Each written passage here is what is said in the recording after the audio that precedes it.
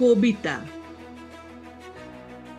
কবিতা আসলে শব্দের ঝর্ণায় স্নান, আবেগ, অনুভূতি, উপলব্ধি, কল্পনা, স্বপ্নের রঙে, আলোয়, সুগন্ধে সাজানো কত সাধারণ এবং অসাধারণ শব্দ। সেই সব শব্দরা ঝর্ণার মতো নেমে আসে মনের দেওয়াল বেয়ে। কি তীব্র তার গতি, কি তার উদ্দামতা, কি তার উচ্ছলতা। তার তীব্র স্রোত ভাসিয়ে নিয়ে যায় বুকের জমা যত আবর্জনার স্তূপ।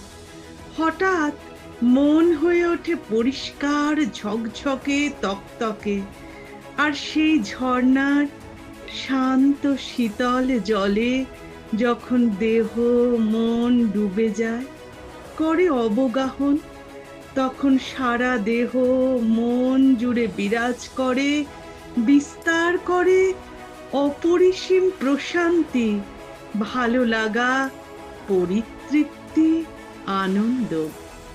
শব্দের ঝর্ণায় স্নান করার অনুভূতি অবর্ণনীয়। তা বলে বোঝানো যায় না, ভাষায় প্রকাশ করা যায় না। যে স্নান করে কেবলমাত্র সে সেই অনুভূতি মর্মে মর্মে উপলব্ধি করে।